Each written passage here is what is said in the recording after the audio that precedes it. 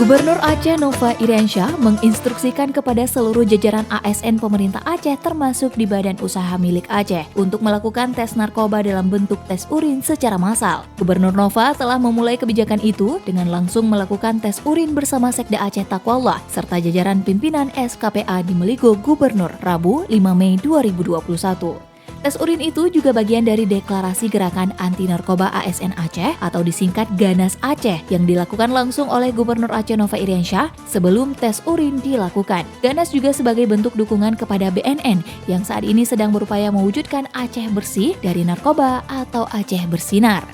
Gubernur Aceh menjadi orang pertama yang menjalani tes urin, diikuti Sekda Aceh dan para pejabat lainnya. Dalam sambutannya, Gubernur juga mengapresiasi dukungan BNN pada kegiatan ini. Senada dengan Gubernur, Sekda Aceh mengajak seluruh ASN di semua tingkatan untuk turut mendukung GANAS demi mewujudkan generasi masa depan Aceh yang jauh dan terbebas dari narkoba. Sementara itu, Kepala BNNP Aceh, Brigjen Pol Heru Pranoto mengaku terkejut dengan inisiasi Gubernur Aceh dengan melakukan tes narkoba massal kepada seluruh pejabat pemerintah Aceh. Heru mengapresiasi langkah gubernur sebagai upaya deteksi dini yang sangat efektif. Tak hanya menyasar ASN, GANAS juga akan menyasar para pegawai daerah yang bekerja di sejumlah badan usaha milik Aceh. Total akan ada 2.536 ASN dan pegawai BUMA yang akan dites narkoba.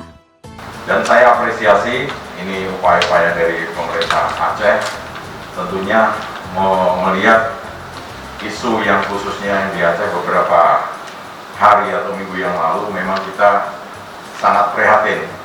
Bahkan beberapa kali pernah saya sampaikan bahwa Aceh memang sudah menjadi sasaran masuk dan peredaran daripada narkoba.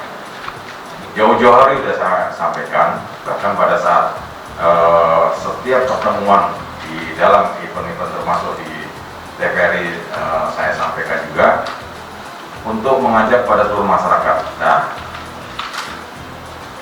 buktinya dari fakta yang kami sampaikan ini, kemarin kita 2,5 ton tangkap sabu. Mungkin dulu orang masih berpikir tentang ganja, walaupun sekarang masih ada.